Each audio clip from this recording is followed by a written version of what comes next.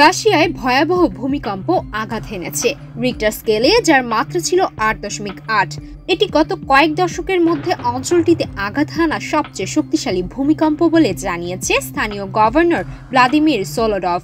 ভূমিকম্পের পরপরই Russia, Japan, যুক্তরাষ্ট্র ও তাইওয়ান সহ একাধিক দেশে জারি করা হয়েছে সুনামির সতর্কতা। ইতোমধ্যেই সুনামি দেখা দিয়েছে জাপানে। সুনামির প্রথম ঢেউ উত্তর জাপানের হোকাইডোতে আঘাত হেনেছে। NHK ওয়ার্ল্ড জাপানের মতে ঢেউয়ের উচ্চতা 30 সেন্টিমিটার। প্রথম ঢেউয়ের আকার তুলনামূলকভাবে ছোট হওয়া সত্ত্বেও NHK ওয়ার্ল্ড জানিয়েছে সুনামির ঢেউ সাধারণ ঢেউয়ের চেয়ে অনেক বেশি শক্তিশালী। এক্সট্রিম মশার কয়েল প্ল্যান্ট ফাইবার দিয়ে তৈরি, তাই সহজে ভাঙে না, সুগন্ধিযুক্ত ও নিরবিচ্ছিন্নভাবে জ্বলে। ডেঙ্গু, চিকুনগুনিয়া বাহি সহ যে কোনো মশার বিরুদ্ধে দেয় এক্সট্রিম সুরক্ষা। 50 সেন্টিমিটার ঢেউ 200 কেজি পর্যন্ত শক্তি বহন করে এনেছে, যা একজন প্রাপ্তবয়স্কে আঘাত করার জন্য যথেষ্ট।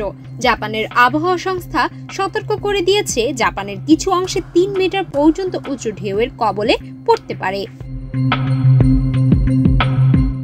যুক্তরাষ্ট্রের ভূতাত্ত্বিক জরিপ সংস্থা জানিয়েছে রাশিয়ার ভূমিকম্পের উৎপত্তি স্থল ছিল পেট্রোপাভলোভস্ক। কামচাটকির পূর্বে প্রায় 136 কিলোমিটার দূরে সমুদ্রের তলদেশে। ভূমিকম্পের পরপরই কামচাটকো উপদ্বীপের প্রায় 4 মিটার উচ্চতার জলোচ্ছ্বাস দেখা দেয়। প্রাথমিকভাবে এর মাত্রা 8.7 বলা হলেও পরে তা সংশোধন করে 8.8 করা হয়।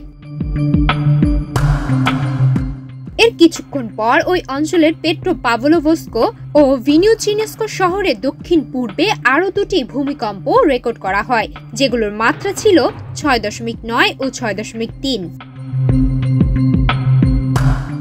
যুক্তরাষ্ট্রের হুনলুলুতে জরুরি বিভাগের পক্ষ থেকে উপকূলীয় এলাকাগুলোতে সুনামির সম্ভাব্য আঘাত সম্পর্কে সতর্কতা জারি করা হয়েছে।